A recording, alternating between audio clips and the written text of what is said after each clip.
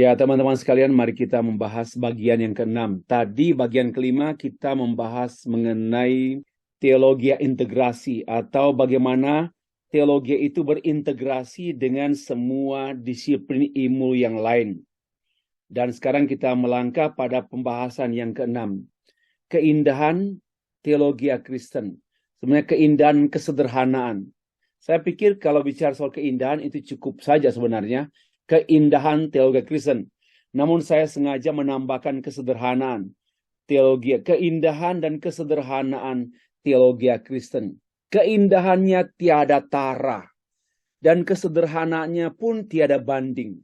Sangat sederhana.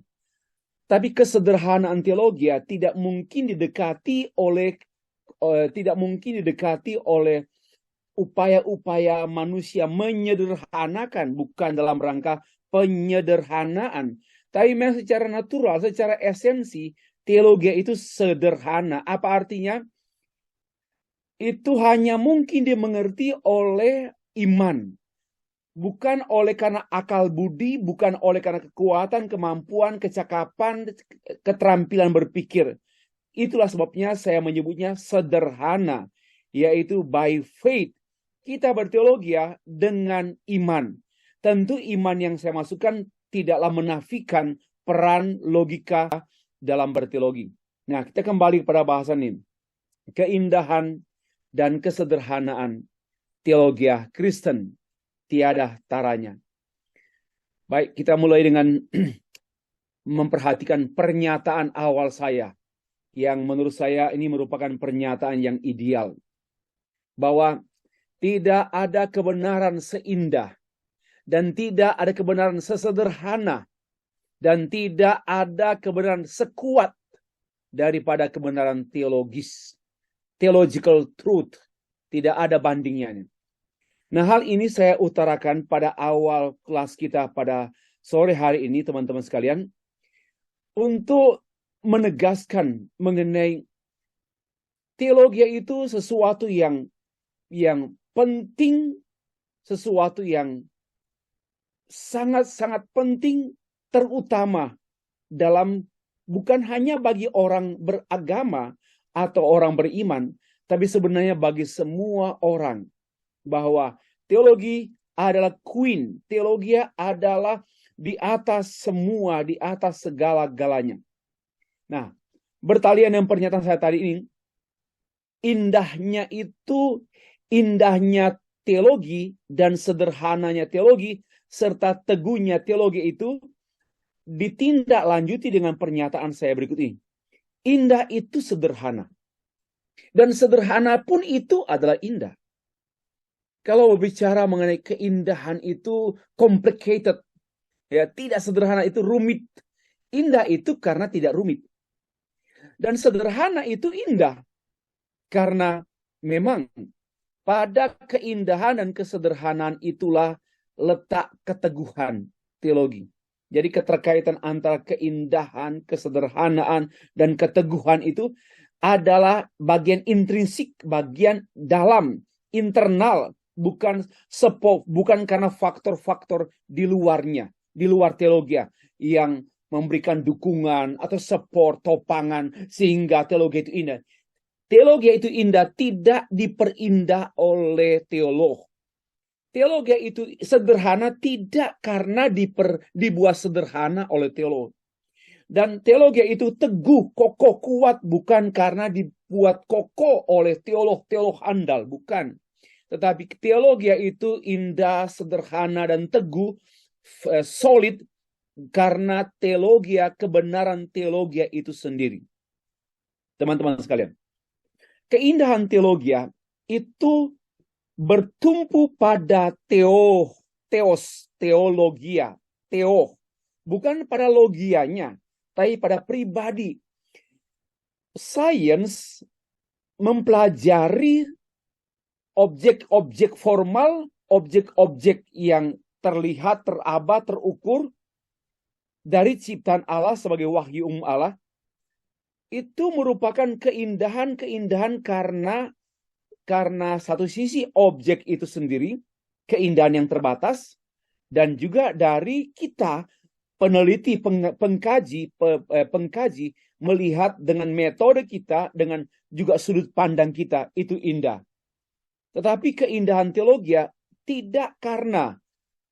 bukan karena teolognya, bukan karena teologianya, melainkan teosnya, yaitu yang menjadi sumber ide keindahan, yang menciptakan segala sesuatu beautiful, indah, ya, maka dialah sumber keindahan. Teologia. Kalau non-teologia mempelajari keindahan ciptaan, tetapi teologia mempelajari keindahan pencipta dan ciptaan tentunya. Tidak bisa kita berteologi tanpa dengan memisahkan antara pencipta dan ciptaan. Walaupun subjeknya tentulah Allah, teologia, theos. Nah, kesederhanaan teologi itu terkait dengan penyataan diri Allah. Bahwa Allah menyatakan dirinya, memperkenalkan dirinya, memberitahukan kehendaknya dalam kata revelation. Tidaklah mungkin dia membuat orang tidak mengertinya. Tidaklah mungkin dia menyatakan diri dengan kesulitan sampai orang tidak mengerti. Bukan karena dia Allah, lalu dia unknown, tak dapat diketahui karena kealahannya demikian. Tidak, dia justru menyatakan revelationnya, revelatorinya, pernyataannya itu untuk dipahami, untuk dimengerti, untuk diketahui oleh manusia. Ya, maka dia tidak menciptakan kesulitan, melainkan dia membatasi dirinya demi supaya orang ciptaan yang memang diciptakan dalam keterbatasan sebagai ciptaan dapat mengakomodasi dirinya, kehendaknya, pikirannya yang dinyatakan kepada kita dan dapat dipahami, dapat dimengerti, dapat diterima. Dan kesederhanaan teologi disinilah letaknya pada Allah sendiri. Allah menyederhanakan dirinya. Kalau saya menggunakan bahasa sederhana, bahasa yang mudah dipahami oleh anak sekolah minggu pun, Allah menyederhanakan dirinya sehingga kita memahami dia dalam kesederhanaannya, bukan dalam kesederhanaan kita. Disinilah kita menemukan bahwa kesederhanaan Allah menyatakan dirinya itu, menyatakan firman-Nya, kehendaknya itu sederhana karena tidak ada inkonsistensi di dalam penyataan diri Allah. Allah menyatakan kehendaknya, dirinya, tidak ada pertentangan internal dalam penyataannya. Ya, tidak ada pertentangan. Karena itu di dalam Alkitab tidak ada pertentangan antar tulisan-tulisan dan antar seluruh tulisan. Karena tentu kita meyakini itu merupakan firman Allah yang diinspirasikan oleh Roh Kudus kepada para penulis dan diiluminasikan oleh Roh Kudus juga kepada para pembaca, saudara dan saya. Kenyataannya, tadi yang ideal. Kenyataannya, sayangnya, hanya sedikit orang yang tertarik dengan keindahan dan kesederhanaan teologi. Hanya sedikit orang. Saya nggak tahu, saya tidak mengatakan bahwa semua mahasiswa teologi itu tertarik dengan keindahan teologi, tertarik dengan kesederhanaan teologi. Belum tentu. Motif-motif orang yang kuliah, studi teologi itu, S1, S2, S3, belum tentu karena keindahan teologi. Ya mungkin juga karena demi pekerjaan nanti. Studi teologi demi pekerjaan. Studi teologi demi jabatan. Tetapi ada juga studi teologi demi keilmuan, demi ilmu, demi peningkatan mutu kualitas diri. Tapi sebenarnya studi teologi yang esensial itu karena ada tarikan dari the beauty of God, keindahan Allah dan kesederhanaan Allah.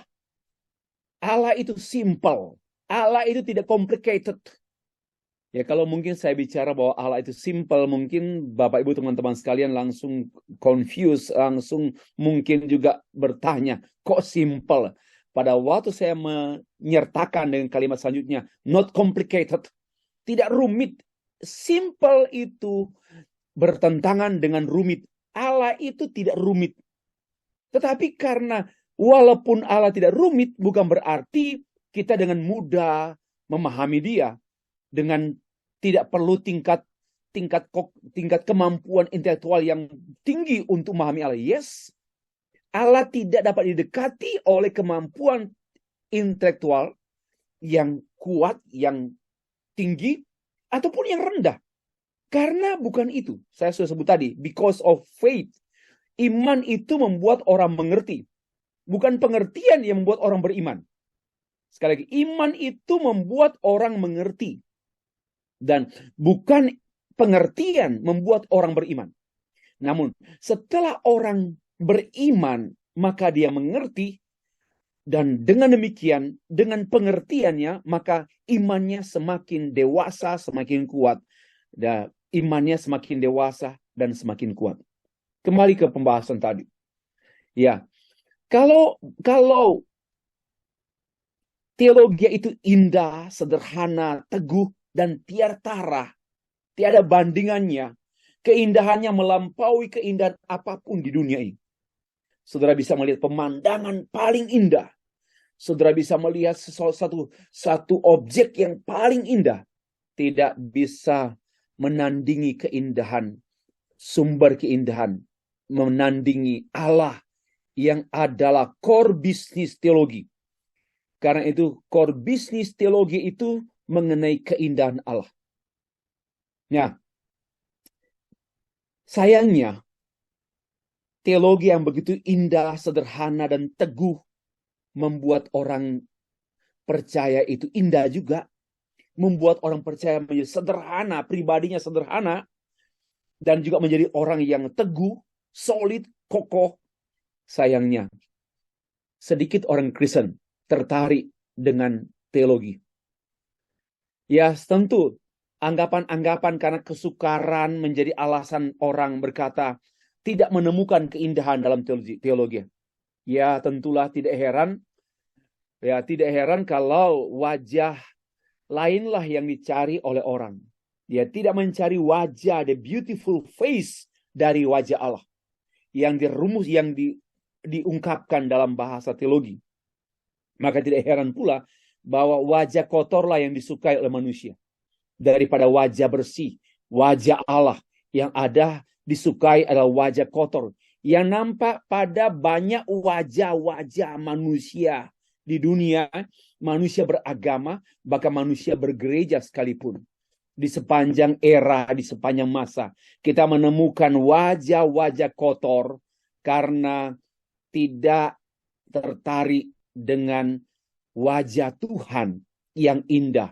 Tidak tertarik dengan the beautiful theology. Teologi yang indah, yaitu pada keindahan Theos, the beautiful God.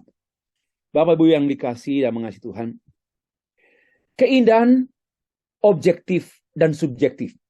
Tadi pengantaran.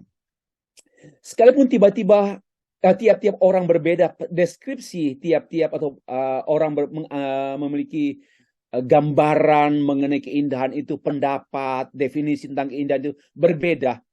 Ya, A, B, C, D berbicara tentang keindahan, berbeda deskripsi. Tetapi pada hakikatnya semua orang menyukai keindahan. Kenapa? Karena keindahan itu adalah satu kebutuhan dan satu kebenaran universal. Sekalipun berbeda deskripsi tentang keindahan, tetapi bagaimanapun manusia sangat-sangat menyukai keindahan. Kenapa? Karena yang sifatnya universal itu adalah karunia Allah. Ya, keindahan itu adalah karunia Allah. Pemberian Allah. Dan Allah menciptakan daya tarik keindahan. Allah menciptakan manusia dengan kemampuan untuk menilai dan mengagumi, menyukai dan mengagumi keindahan. Maka itu keindahan adalah karunia Allah. Keindahan merupakan salah satu daya tarik yang menyebabkan seseorang menyukai sesuatu. Keindahan yang ada pada sesuatu itu adalah keindahan objektif. Saya menyukai view, pemandangan. Objeknya itu view. So itu namanya keindahan objektif. Sedangkan keindahan yang ada pada ide seseorang, ya, adalah keindahan yang subjektif. I'm thinking about the beauty. Saya berpikir dan saya memikirkan tentang the beauty of God, the beauty of my parents, the beauty of my nation, the beauty of the keindahan itu pada konsep, pada ide. Itu namanya keindahan subjektif. Sedangkan objek yang olehnya kita sukai karena keindahannya, objek yang kita kagumi karena keindahannya, itu namanya keindahan objektif. Nah sekarang, pertanyaannya demikian.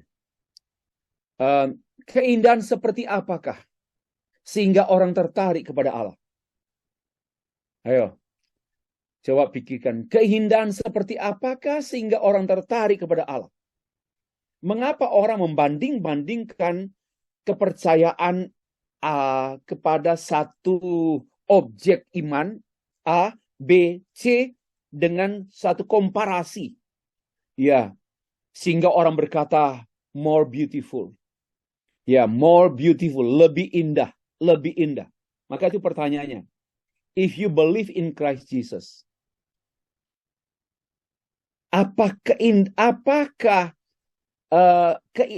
keindahan seperti apa yang membuat kita percaya pada Yesus? Ya. Keindahan seperti apakah atau kesukaan seperti apakah sehingga kita believe in Christ Jesus? Apakah keindahan objektif atau subjektif?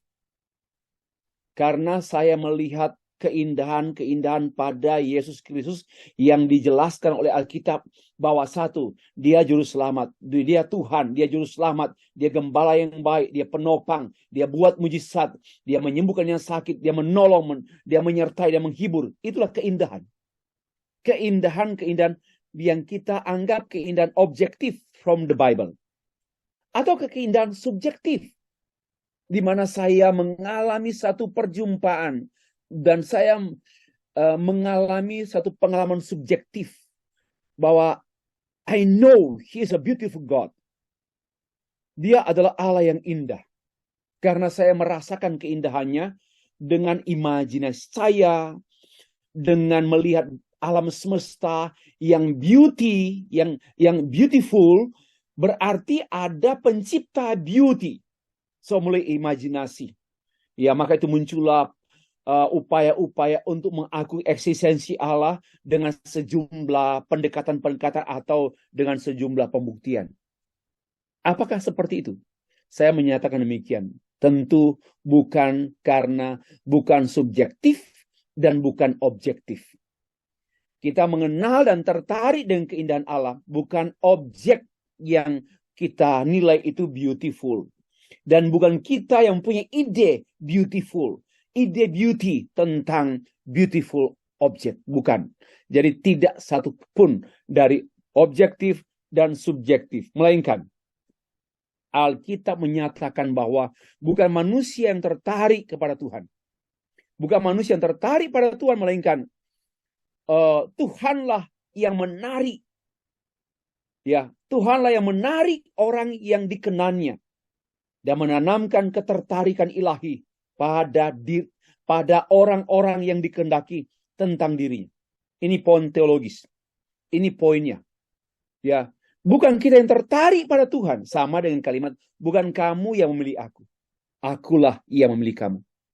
Jadi dengan kata lain, bukan karena kita tertarik kepada Allah, apalagi tertarik kepada Tuhan Yesus Kristus yang digambarkan dalam Yesaya pasal 50, digambarkan hamba yang menderita, juga digambarkan dalam Mazmur, ya, mengenai seorang yang menderita, seorang yang penuh dengan derita, tidak ada ketertarikan tentang dia, tidak ada satu pun, tak ada yang tertarik, tidak ada ketertarikan. Memang tidak ada ketertarikan secara lahiriah, secara fisikal, seorang dari anak dari Yusuf dan Maria. Apa ketertarikan kita kepada dia? Tetapi Karena ketertarikan Allah. Allah menarik kita untuk tertarik kepada dirinya. Ini teologi. Sekali lagi. Allah menarik kita untuk tertarik kepada dirinya. Inilah keindahan eksternal dan internal teologi yang menghasilkan keindahan objektif dan subjektif melalui pengenalan dan persekutuan dengan Allah. Loh, Pak, tadi Bapak membahas bukan objektif, bukan subjektif keindahannya. Bapak menyampaikan demikian. Ya, bukan objektif dan subjektif dari kita ciptaan, melainkan objektif dan subjektif pencipta. Bahwa Allah itu subjek dan dia berfirman, firman Allah itu objek. Objek studi teologi. Kita mempelajari, bukan mempelajari Allah, melainkan mempelajari firman Allah yang tertulis. Karena itu firman Allah adalah objek studi kita. Tapi sekalipun kita membaca Alkitab, ya, tidak semua orang yang membaca Alkitab secara otomatis sama dengan dia mengenal Allah. Melainkan inilah yang namanya peran Allah sebagai subjek, yang menjadi subjek terhadap Alkitab, tapi juga menjadi subjek iluminasi pencerahan. Sehingga Allah membuka kepikiran manusia. Allah membuat kita tertarik, Allah menarik kita untuk tertarik kepada Dia. Itulah yang disebut dengan subjektif objektif dari pihak pencipta. Teman-teman sekalian, masih melanjutkan membahas tentang subjektif objektif ilahi.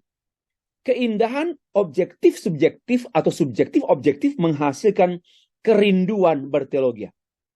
Orang yang melihat keindahan pada Allah dalam Alkitab dan Allah mengaruniakan keindahan pada cara berpikirnya, yang cara berpikir itu ditemukannya dalam Alkitab sebagaimana yang telah dikemukakan oleh para teolog dan dibaca buku-buku yang kita baca, kita menemukan keindahan dari Alkitab, termasuk keindahan berpikir tentang beauty, the beauty of God. Nah, berteologi yang demikian adalah teologi yang sederhana dipahami sebagai upaya seseorang mengenal Allah melalui mempelajari Alkitab dengan keyakinan bahwa Allah lah yang membuat dirinya dikenal.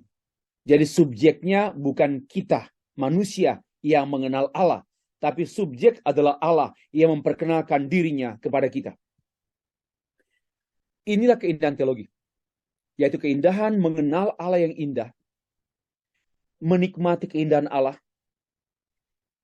menikmati keindahan pengampunan Allah, keindahan kekuasaan Allah, menikmati keindahan persekutuan dengan Allah, sehingga kita menjadi serupa dengan keindahan Allah dan melakukan keindahan yang dilakukan oleh Allah. Ini yang kita bahas beberapa waktu yang lalu berkenaan mengenai practical understanding of theology. Jadi pengertian praktis tentang teologi, yaitu mengenal Allah, bersekutu dengan Allah, menjadi serupa dengan Allah, dan melakukan kehendak Allah. Itulah practical meaning atau arti praktis mengenai teologi. Dan di sana yang saya masukkan dengan the beauty of theology. Kenyataannya, tadi dia yang ideal, kenyataannya banyak yang salah paham. Sangat disayangkan, keindahan teologi tersimpan dalam buku-buku teologi saja. Ya, tersimpan di rak-rak buku, di library, bookstores, Christian bookstores, dan banyak buku yang lapuk-lapuk tak terjamah. Banyak buku yang berdebu tak dibaca. Kenapa? Karena orang Kristen tidak berminat dengan teologi. Jangankan buku-buku, Alkitab saja. Banyak orang Kristen tidak tertarik membacanya dengan serius kecuali hanya saat ibadah atau saat mendengar khotbah. Selain itu, bukan tidak sedikit orang Kristen memiliki anggapan yang keliru sehingga meremehkan peran teologi. Seperti anggapan, teologi hanyalah untuk orang-orang yang memiliki tingkat intelijensi yang rendah.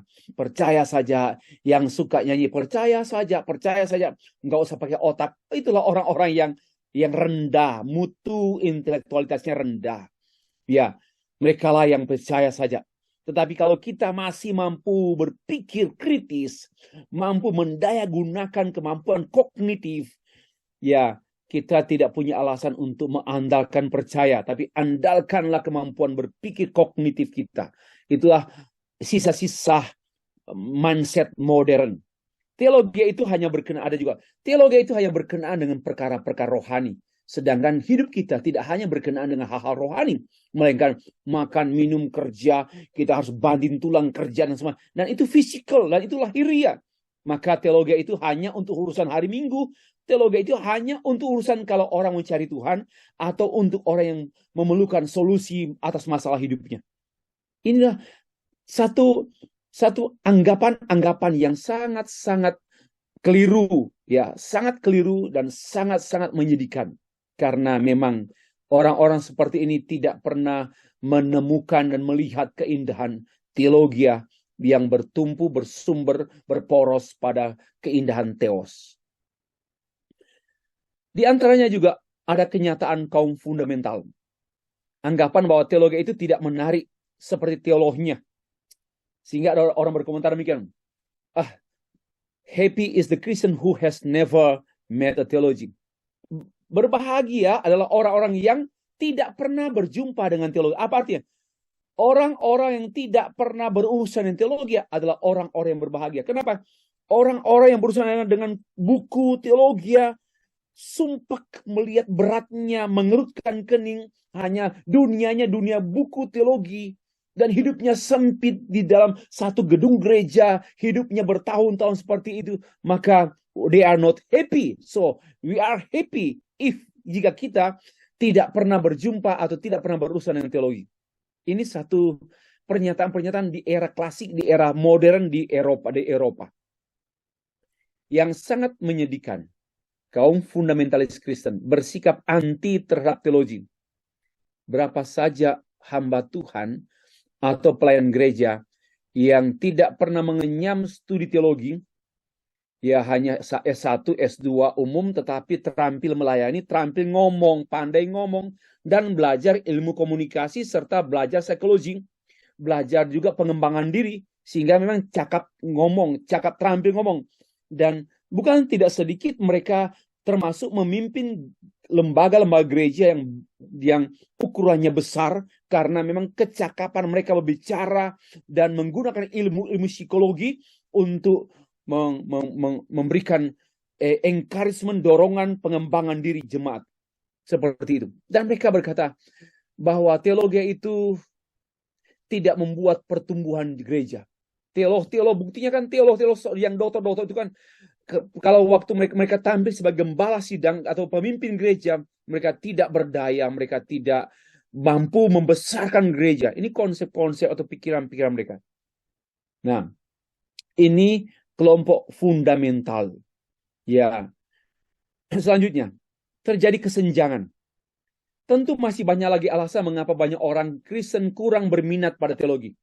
Bahkan meremehkan teologi. Karena mereka belum menemukan keindahan teologi itu sendiri. Bagi anggota jemaat, teologi hanya sesuatu yang bersifat teoritis belaka katanya. Seperti yang mereka dengar dari mulut seorang pendeta yang tidak sesuai dengan kehidupannya. Yang mereka lihat, teori saja itu Pak Pendeta. Pak Pendeta bicara sempurna, bicara teori kebenaran. Karena tidak terbaca pada kehidupan Pak Pendeta tiap-tiap hari. Mereka tidak melihat keindahan teologi dari kehidupan teolog. Teologi hanya merajai mimbar-mimbar gereja, namun tidak menjawab persoalan-persoalan yang digumuli dialami oleh jemaat. That's why orang menganggap teologi itu adalah gap yang terlalu jauh dan tidak perlu didekati. Nah, juga ada anggapan tentang opium dan abu-abu. Kenyataannya, teologi hanyalah opium, yaitu hanya untuk sementara waktu menghilangkan kesadaran, rasa sakit dari masalah yang dialami oleh jemaat tanpa menyelesaikannya. Orang bisa menghujani kita dengan khotbah-khotbah yang berbau opium, ya, menawarkan sesuatu yang menghilangkan kesusahan sejenak atau membuat orang menjadi tidak realistis.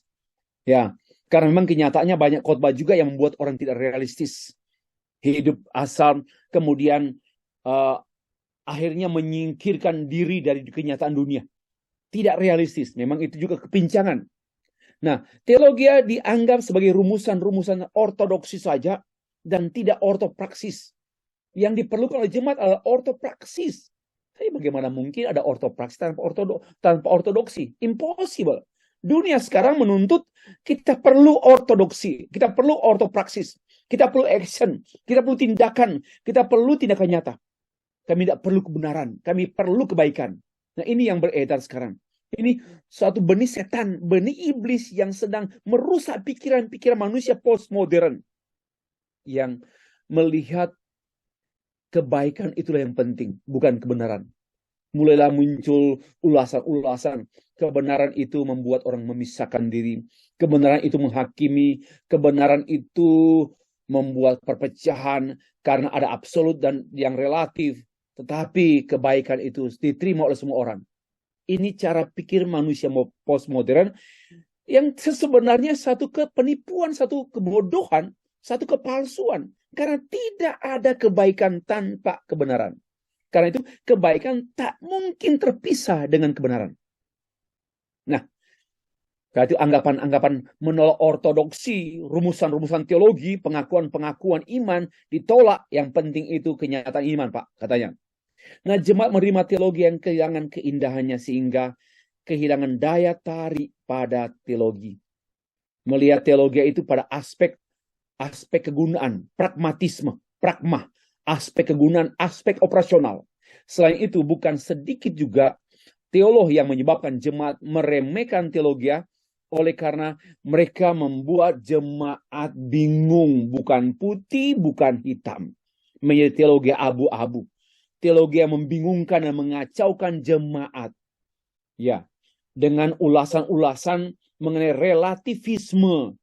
Yesus juru selamat, tetapi di luar Yesus pun masih ada penyelamat. Itu pluralisme agama. Itulah yang namanya saya sebut abu-abu. Ya, banyak jalan menuju kepada Allah dan Yesus hanyalah salah satu jalan. Itu namanya abu-abu yang memang harus diperabukan karena dibakar dulu. Karena bahkan kepalsuan yang melekat dalam tubuh-tubuh Kristen. Selanjutnya, teman-teman sekalian. Selain opium juga hanya argumentasi. Para teolog cenderung menutup-nutupi keindahan teologi Kristen dengan argumentasi akademik semata. Ya, membuka diri pada keindahan-keindahan semu pada teologi. Di agama lain juga ada keindahan. Betapa indah kalau kita bisa bergandengan tangan dengan orang-orang yang berbeda agama. Namun hal itu hanya mungkin terwujud apabila kita menanggalkan iman kita masing-masing dan kita berada di iman universal. Inilah upaya membangun keindahan yang palsu, membangun kehidupan yang indah, tapi kehidupan yang toleran dengan pemeluk agama lain, namun dengan kemunafikan, yaitu menyembunyikan keindahan teologi sendiri demi menjaga hubungan sesama biar aman damai dengan sesama, tidak mau memperlakukan atau tidak mau menjadi domba seperti domba di tengah serigala. Kalau boleh sama-sama serigala atau sama-sama domba. Yang lebih memprihatinkan, teolog yang beranggapan bahwa teologi itu tidak cukup untuk menjawab masalah yang dihadapi. Sehingga mereka lebih cenderung menempatkan disiplin ilmu non-teologi sebagai acuan. Misalnya para misiolog menempatkan antropologi dan sosiologi sebagai pengganti teologi dalam upaya untuk mengabarkan Injil kepada orang-orang konteks sosial, konteks budaya tertentu. Ya, di mana Alkitab firman Allah tidaklah menjadi tuan, melainkan menjadi pembantu sosiologi, pembantu psikologi, pembantu antropologi. Demikian pula para konselor menjadikan psikologi bukan lagi sebagai ansila teologia, melainkan sebagai sumber dan dasar konseling. Psikologi ditampilkan, maka tidak heran ada seorang teolog menulis mengenai psikologi sebagai new religion, psikologi sebagai agama baru. Karena memang demikian, di antaranya para konselor menjadikan psikologi sebagai solusi, sebagai sumber, sebagai segala-galanya. Juga demikian, pada waktu pemimpin PGI mengeluarkan surat pastoral terhadap berkenaan dengan LGBT di tahun 2016. Mereka lebih banyak mengacu pada temuan-temuan sains dan psikologi dan psikiatri. Ya, mengenai ilmu jiwa, psikologi, dan juga mengenai psikiatri. Ini yang dijadikan rujukan pertimbangan menganggap bahwa orang-orang yang mempunyai kecenderungan LGBT itu bukanlah orang-orang yang sakit, yang nggak perlu didoakan, bukanlah dosa yang tidak perlu dipertobatkan. Ini kalimat-kalimat yang diungkapkan dalam tulisan oleh pimpinan PGI pada 2016 yang lalu.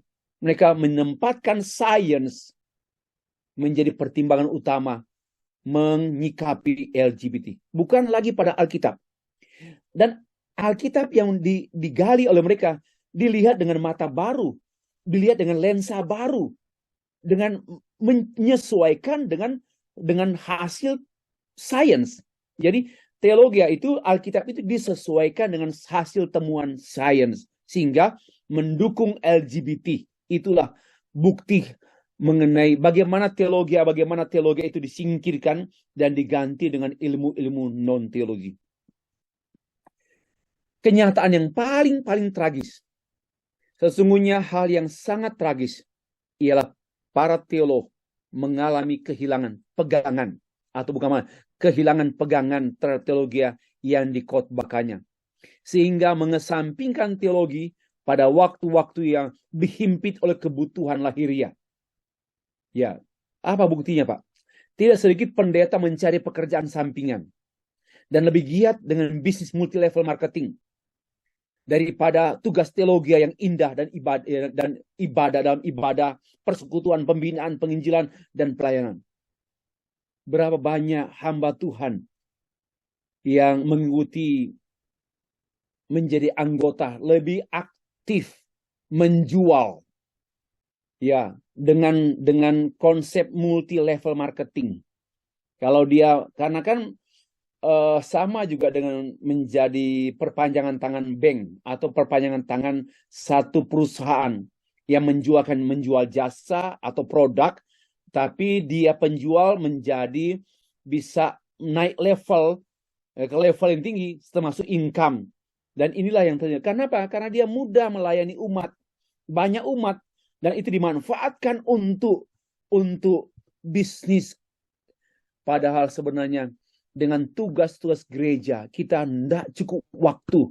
Ibadah, persekutuan, pembinaan, penginjilan, misi sedunia, tidak cukup waktu. Kita merasakan itu. We have no enough time dengan semua tugas-tugas gereja yang baru sedikit dikerjakan. Itu pun kita tidak cukup. Bagaimana mungkin kita masih mencari cara-cara lain untuk hidup, ya, untuk keperluan lahiriah. Orang-orang seperti ini cenderung terkesan kehilangan keindahan dan pegangan. Kehilangan keindahan teologi, sehingga mencari keindahan yang lain. Ya, sangat-sangat menyedihkan. Pudarnya keindahan teologi pada para teolog menyebabkan hilangnya daya tarik jemaat terhadap teologi. Sehingga jemaat semakin jauh dari teologi dan semakin jauh dari gereja. Dan gereja itu hanya basa-basi, hanya karena sungkan pendeta, maka ke gereja karena sungkan pendeta. Kenapa? Karena itu berawal dari kekeringan. Jemaat itu berawal pada kekeringan para pendeta. Pendeta kering. Tidak, kekeringan pendeta bukan karena dia tidak cakap lagi berkhotbah, tetapi karena dia kehilangan the beauty of theology. Keindahan teologi. Keindahan teologi itu akan terlihat pada penggaliannya. Fresh. Khotbah-khotbah biblical yang fresh. Terus fresh. Tiap minggu khotbah. Fresh khotbah. Biblical. Khotbah yang seger-seger. Dari penggalian yang bertanggung jawab. Ya. Tidak membosankan. Senantiasa jemaat menunggu sesuatu. Makanan yang fresh. Makanan yang baru. yang diolah oleh pendeta dengan persekutuan pendeta dengan Tuhan. Satu pengenalan yang intim dengan Allah menghasilkan khotbah dari keintiman yang fresh dengan Allah. Itulah masalahnya. Teologianya nampak, khotbahnya berputar-putar itu saja. Nggak ada yang baru. Itu tanda-tanda hamba Tuhan atau pendeta dalam kekeringan. Masalahnya dia tidak lagi atau dia telah kehilangan the beauty of theology. Keindahan teologi tidak lagi ada padanya. Sehingga khotbahnya itu saja berulang-ulang. Kalaupun temanya atau judul baru, tetapi ya itu saja urayanya juga. Ya, mengkhotbahkan teks-teks dan tema-tema khotbah yang terus tanpa ada kebaharuan, tanpa ada novelty, tanpa ada sesuatu yang fresh lagi, yang ditunggu-tunggu oleh jemaat. I'm waiting for you sermon, the fresh sermon, khotbah yang segar dari rumput yang segar dan hijau dari Alkitab, dari kajian biblical. Saya percaya jemaat tahu mana pendeta-pendeta yang hidup bergumul sungguh-sungguh dengan Alkitab dan mana yang tidak. Jemaat pun tahu mana pendeta yang hidup bergaul karib dan doa-doanya dengan Tuhan dan bergaul karib dengan firman Tuhan dan mana yang tidak. Mana pendeta yang mengalami kekeringan karena kehilangan the beauty atau tidak memiliki dan melihat keindahan teologi yang bertumpu, bersumber, berporos pada keindahan Tuhan. Maka bagaimana langkah selanjutnya? Perlu ada reformasi keindahan teologi. Reformasi keindahan teologi.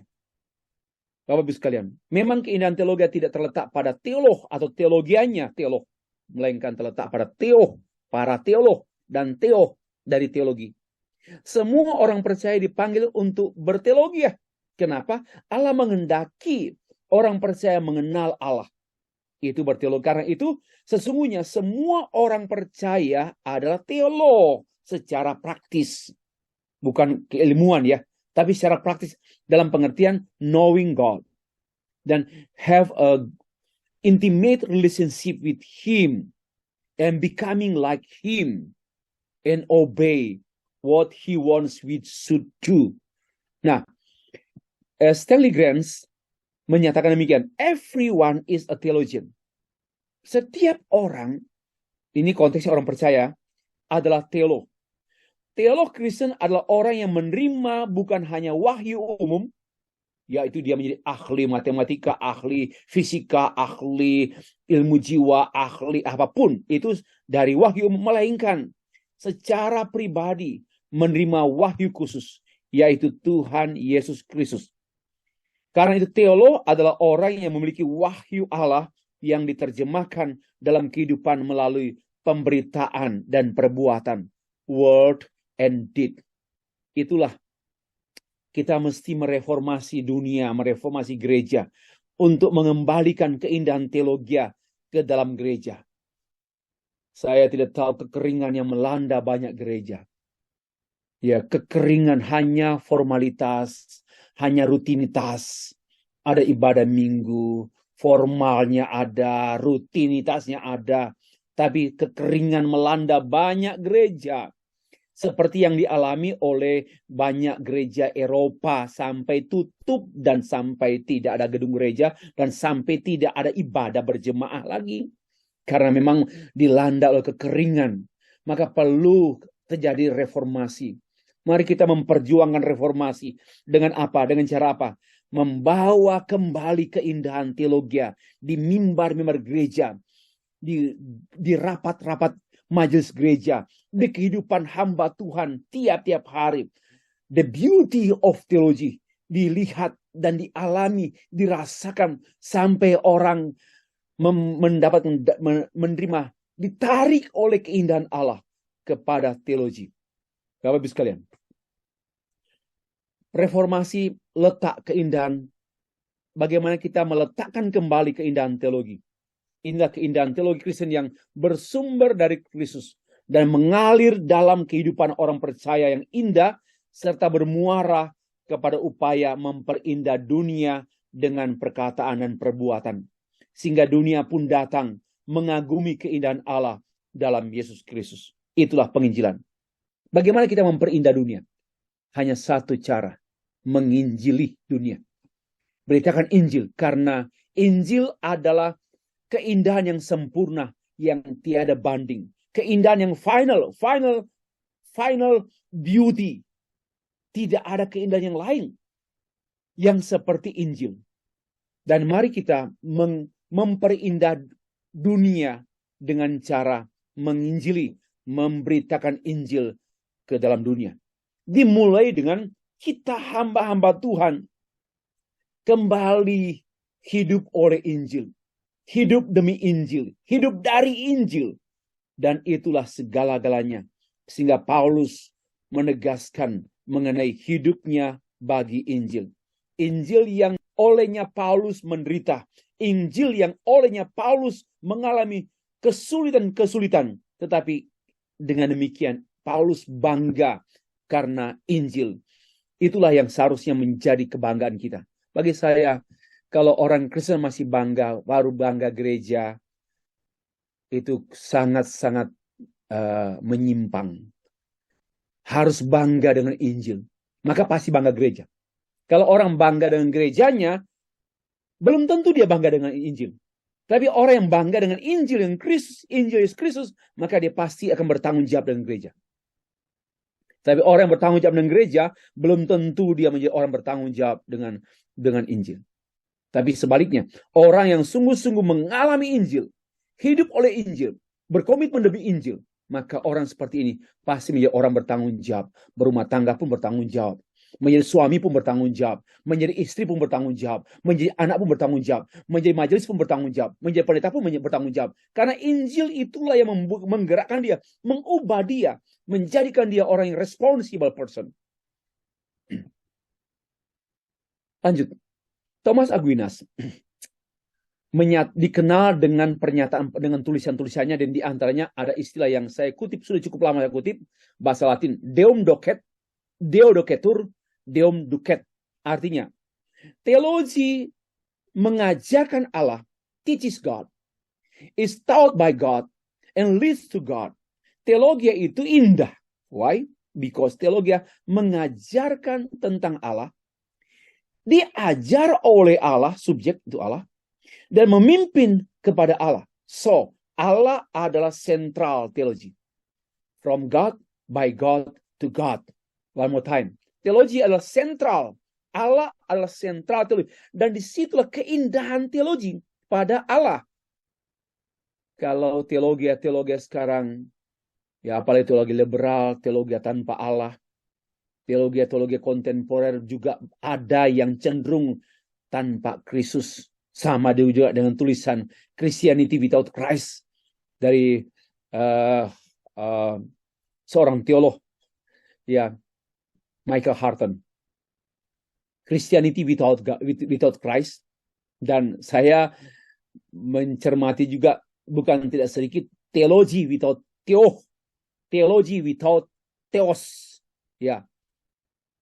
Namun kalau masukkan Thomas Aquinas, teologi itu mengajarkan, teologi teaches God, mengajarkan tentang Allah, and diajar oleh Allah, dan pasti memimpin kepada Allah.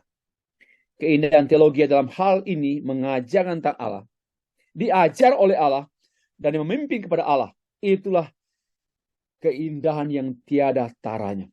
Dalam hal ini, Allah adalah subjek teologi yang membuat orang mengenal dirinya, dan teologi dalam pengertian ini, Allah itu bukan hanya subjek, melainkan isi teologi dan tujuan teologi, yaitu memimpin orang kepada Allah, mengajarkan tentang Allah. Isi teologi is God, diajar oleh Allah, subjeknya Allah, memimpin kepada Allah, maka tujuannya adalah Allah. Maka apakah ada yang lebih indah daripada teologi? Kalau begitu, mari kita menjadi haus, mari kita menjadi rindu kembali kepada teologi. Ya, bukan hanya para teolog, bukan hanya mereka-mereka yang terlibat dalam pelayanan gereja, melainkan semua orang percaya mestinya haus kebenaran teologis. Jangan hanya haus kebenaran sosiologis, antropologis, psikologis, kebenaran edukatif, kebenaran-kebenaran, tetapi juga yang mendasar adalah kehausan yang sesungguhnya yang dapat menghilangkan dahaga, yaitu kehausan teologi. Semua upaya orang menghilangkan dahaga atau haus dengan sains apapun tidak akan pernah memuaskan. Seperti kisah perempuan Samaria. Tuhan Yesus berkata, kalau kita makan, minum air kehidupan, maka kita tidak akan haus lagi. Orang yang berteologi tidak akan haus lagi, akan berkata enough. Akan berkata enough, cukup. Tetapi orang yang tidak berteologi, tidak haus berteologi, never enough. Never enough. Tidak pernah cukup. Sekalipun dia berusaha untuk memenuhi kehausannya itu dengan harta, benda, popularitas, kedudukan, dengan apapun. Tapi never enough. Melainkan semakin membuat dia jatuh. Yang dapat memuaskan orang-orang percaya, yaitu hanya teologi. Mengenal Allah, mengalami Allah, menikmati Allah, menjadi serupa dengan Allah dalam anugerah Allah. Keindahan teologi harus direformasi. Teologi yang tidak memimpin orang datang dan menyembah Allah bukan hanya telah kehilangan keindahannya, melainkan tidak patut lagi disebut teologi. Teolog yang tidak menginjili tidak patut disebut teolog. Dengar baik-baik. Teolog yang tidak menginjili, tidak memimpin orang kepada Allah, tidak mempunyai kehausan dan kerinduan untuk membawa orang datang kepada Tuhan, tidak patut disebut teolog lagi, hanya ilmuwan saja. Ya, hanya ilmuwan. Karena ilmuwan tidak mungkin membawa orang kepada Allah. Hanya melalui teologi, melalui orang berteologi, Allah memimpin orang datang kepadanya. Pengaruh keindahan teologi. Keindahan teologi telah memimpin, ini saya menggali dari sejumlah figur dalam Alkitab. Mengenai bagaimana teologi itu tidak hanya membuat dia haus dan kehausannya terpenuhi sehingga dia tidak lagi mencari yang lain. Christ is enough for me. Ya, teologi is enough for me. God's words is enough for me. Ya, tetapi orang-orang mencari not enough. Why? And never enough. Tidak pernah cukup. Never sufficient. Tidak pernah cukup. Maka itu orang menjadi buas. Haus, dan buas. Rakus. Orang kaya semakin rakus. Ya, orang populer semakin rakus dengan popularitas. Kenapa? Mereka belum pernah dipuaskan. Belum pernah, dahaga mereka belum pernah dipuaskan. Maka itu menjadi buas. Ya, termasuk oknum-oknum pemerintah sudah kaya, masih mencari jalan korupsi. Kenapa? Memang karena mereka haus terus dan tak pernah dipuaskan dan tak pernah dahaganya terpuaskan. Ya, hanya Kristus dengan cara berteologi orang dipuaskan. Dengan cara berkristologi orang dipuaskan. Christ yang adalah yang memberikan segala-galanya, menjawab segala-galanya, dan kita tidak akan haus lagi. Ya, ada kehausan yang lain kita, kehausan bersekutu dengan Dia. Keindahan teologi, kembali ke Abraham. Abraham datang kepada Allah dan taat. Ia berangkat ke negeri yang dijanjikan Allah dan tak tinggal di tanah Kanaan. Tidak seperti Lot yang tinggal di tanah gersang. Kenapa? Karena keindahan teologi memimpin Abraham kepada tanah yang dijanjikan oleh Allah. Keindahan teologi juga membuat Musa lebih tertarik untuk turut menderita dengan umat Allah daripada kesenangan sementara oleh dosa di Mesir. Ibrani 11 ayat 25. Demikian pula dengan Daud. Keindahan teologi yang membuat ia berkata, lebih baik 1 hari di pelataran rumah Tuhan daripada 1000 hari di tempat lain.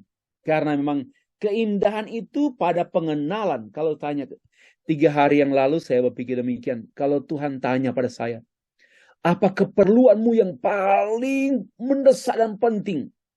Saya langsung berkata, keperluan saya yang final, yang tertinggi, terklimaks, yaitu mengenal Engkau Allah. Itu keperluan saya, kebutuhan saya, the ultimate needs saya, yaitu mengenal Tuhan seumur hidup saya. Kalau kita mengenal Tuhan, pasti kita memperkenalkan Tuhan. Ya, pasti kita memperkenalkan Tuhan. Karena pengenalan tentang Allah, tentang Tuhan, tidak bisa dibendung. Pasti keluar, terekspresi, keluar dari diri kita, dari mulut kita, dari hidup kita, dari karakter kita, dari kerja kita. Itulah keindahan teologi memengaruhi totalitas hamba Tuhan, hidup kita. Pengaruh keindahan masih. Paulus juga demikian. Tadi Moses, Abraham, Musa, dan Daud. Sekarang Paulus yang berjam baru. Setelah ia menemukan keindahan teologi, maka ia kemudian memutuskan untuk menganggap semua keindahan non-teologis adalah sampah. Filipi pasal 3 ayat 4-8. Dan dia menetapkan untuk berteologi sebagai yang utama dan pertama hidupnya. Jadi teologi menjadi prioritas, menjadi hal yang tertinggi, menjadi harapan perjuangan Paulus. Maka dia berkata dia menulis dalam Filipi pasal 3:10, yang kukehendaki ialah mengenal Dia. My desires. Ya, hasrat saya yang paling besar yaitu mengenal Dia. Saya rindu sampai saya tiba pada ajalnya. Maka keperluan saya yang paling utama, ini bagi orang Malaysia sebut keperluan, jangan kebutuhan. Bagi orang Indonesia, kebutuhan saya yang paling the highest need dari saya, yaitu mengenal Dia. Dan seumur hidup mengenal Dia, itulah yang utama dalam kehidupan saya. Seperti Paulus juga. Pengenalan Paulus tentang Allah tidak dapat dipisahkan dengan persekutuan dengan Allah. Termasuk persekutuan dalam penderitaan bersama Kristus. Filipi 3 ayat 10. Berkaitan dengan ini, ia bahkan menyatakan bahwa ia rela menderita karena ia tahu kepada siapa ia percaya. 1 Timotius pasal 1 ayat 11-12. Paulus tahu kepada siapa ia percaya sekalipun dia menderita. Dia tidak bisa karena penderitaan yang dia alami merupakan keintimannya dengan Kristus. Wow. Penderitaan karena ministry, penderitaan karena Injil, dia mengambil bagian dalam satu persekutuan keintiman dengan Kristus. Jadi orang Kristen yang menolak penderitaan karena pelayanan demi Kristus, menolak penderitaan karena salib Kristus, menolak penderitaan karena salibnya, maka orang tersebut tidak pernah mengalami keintiman dengan Allah. Orang yang rela mati demi Kristus, orang yang rela menderita demi Kristus adalah orang yang mengalami keintiman. Mereka menikmati keintiman dengan Tuhan dan keintiman dalam penderitaan, dalam sengsara dan kematian Kristus. Kerelaan Paulus untuk menderita ini telah mengalami keindahan karena dia mengalami keindahan teologi. Keindahan dengan Allah dalam pengenalan tentang Allah, bukan akan Allah ya. Bukan pengenalan akan Allah, lucu. Pengenalan tentang Allah, pengenalan pribadi Allah, pengenalan karya Allah. Maka orang-orang seperti ini mengalami keindahan yang tiada taranya. Dan mengalami persekutuan. Dan orang yang mengalami keindahan, maka penderitaan-penderitaan karena pelayanan, karena Kristus, tidak lagi menjadi hambatan baginya. Tidak lagi menjadi problem bagi dia. Mengapa Stefanus dirajam dengan batu? Dan bersedia dirajam dengan batu sampai mati. Karena dia sedang melihat dan mengenal betapa keindahan Tuhan. Keindahan Allah itu membuat kita tidak tersiksa dengan penderitaan. Ya, karena pada hakikatnya penderitaan Paulus disebabkan oleh karena teologi itu sendiri, oleh pengenalan tentang Kristus sendiri, dan pengenalan itu membuat Paulus menikmati Kristus di tengah-tengah penderitaan. Kesimpulan. Jadi, keindahan teologi yang pertama-tama perlu kita perhatikan adalah memperindah teolog, yaitu orang percaya. Itu dulu. Keindahan teologi itu nampak pada keindahan hidup seorang teolog. Hal yang utama yang mendasar nampak pada kehausannya berteologi.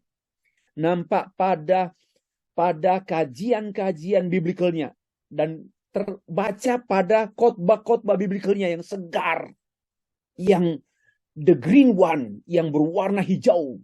Khotbahnya hijau karena refresh dan growing. Selalu baru, selalu hal-hal yang keluar dari hasil eksposisi persekutuannya dengan firman Allah, dengan Allah. Itulah tanda-tanda orang berteologi. Ya.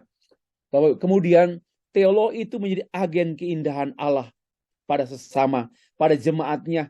Sehingga dengan demikian keindahan teologi akan memperindah gereja, memperindah komunitas orang percaya, bahkan memperindah dunia melalui pemberitaan Injil. Dunia ini hanya dapat diperindah oleh esensi keindahan melalui pemberitaan Injil. Tanpa penginjilan, dunia tetap gelap. Tanpa penginjilan, dunia tetap kelam. Tanpa penginjilan, dunia dalam kebinasaan. Dengan kata lain, keindahan teologi akan memperindah bahasa penyembahan orang percaya kepada Allah. Nggak diulang-ulang terus, itu terus. Bahasa penyembahannya itu terus. Fotokopi. Kayak bahasanya, bahasa doanya, bahasa khotbahnya, bahasa tutur sapanya dengan sesama. Itu fresh. Dan itu tulus. Itulah bahasa yang indah, bahasa teologi. Memperindah bahasa pelayanan orang percaya kepada sesamanya. Keindahan teologi yang bertumpu pada keindahan Allah akan memperindah pemikiran orang Kristen mengenai kehidupan dan akan memperindah kehidupan, kelakuan, pelayanan, kinerja, dan buah-buah kehidupan Kristen. Keindahan teologi adalah karunia Allah yang diterima melalui teologi dan berteologi yang dimulai dari iman kepada studi. Ya. Mengapa orang Kristen tidak tertarik berteologi? Karena salah mengerti teologi, arti teologi. Mereka tidak mengerti arti teologi. Pengertian teologi they don't have. Maka salah memandang arti teologi. Kasihan sekali. Ya. Hidup dalam kemiskinan. Bertahun lalu melayani Tuhan. Aktif di gereja. Tapi kalau nggak berteologi, itu sama dengan orang sibuk tapi miskin. Miskin pengenalan, persekutuan, transformasi karena teologi. Dan juga mengapa orang tidak tertarik dengan teologi? Karena tidak mengalami arti dan tidak tahu arti dan tidak mengalami berartinya teologi. Mengapa orang begitu haus berteologi? Karena dia tahu arti teologi dan berartinya teologi, signifikansinya, dan keberartian teologi sangat berperan mendasar dan signifikan dalam kehidupannya dan pelayanannya serta dunia di mana dia ada. Demikianlah. Oh, betapa indahnya teologi itu. Tiada banding dan tiada tara. Teologi itu adalah kasih karunia Tuhan. Orang yang berteologi dan haus berteologi, tandanya orang tersebut beroleh kasih karunia Allah. Kalau orang tidak tertarik berteologi, tidak tertarik membaca Alkitab secara teratur dan penuh kerinduan, penuh intensi, penuh harapan, membaca teologi dan membaca Alkitab, dan tidak tertarik berteologi, maka orang seperti ini menjelaskan orang seperti ini hidup dalam kekeringan, tidak tahu keindahan teologi, keindahan Allah, keindahan teologi bersumber, bertumpu, berporos, berfokus dari keindahan theos Allah. Oh, betapa indahnya teologi itu. Puji Tuhan. Terima kasih.